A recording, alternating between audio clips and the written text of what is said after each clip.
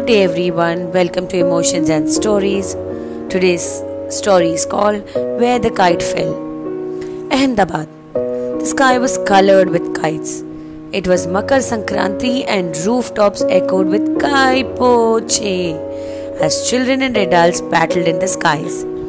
Seated quietly on the terrace of the old Haveli, 24-year-old Naina Desai was interested in flying kites. She sat near the parapet, watching people sipping ginger chai, a notebook on her lap. She used to love kites, but not anymore.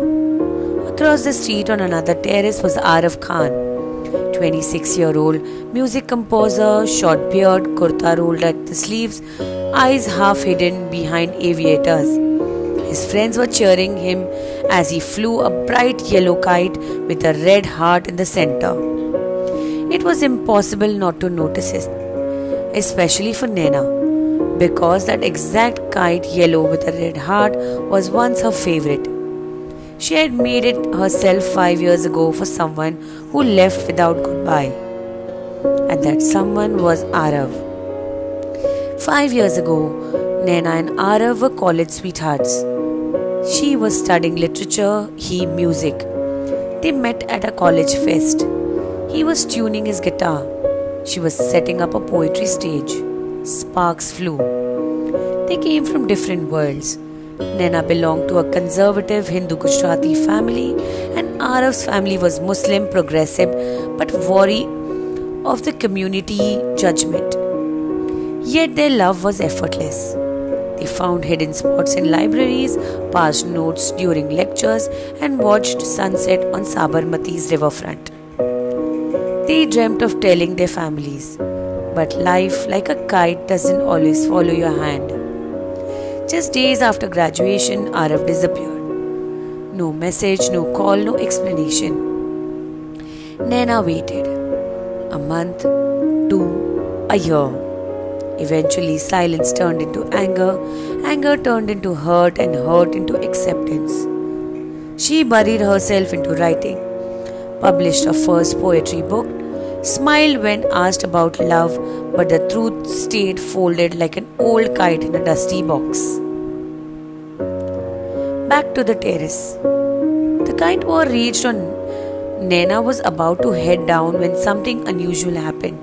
A strong gust of wind snapped the yellow kite's thread. It tipped, twirled and landed right at Naina's feet. She froze. Her heart raced.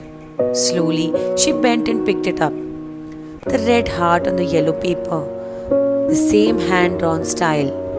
Then she saw it, faintly written across the spine of the kite. I am sorry, Naina. She looked up. Arav was standing on the opposite terrace, no longer flying, just watching her. Their eyes met for the first time in 5 years. Later that evening, the doorbell rang. Arav was standing there holding a cup of her favorite kullar chai. She didn't speak, neither did he, for a moment.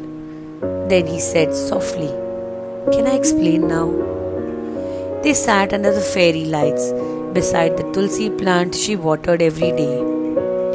I was offered a last-minute scholarship in Prague, music residency.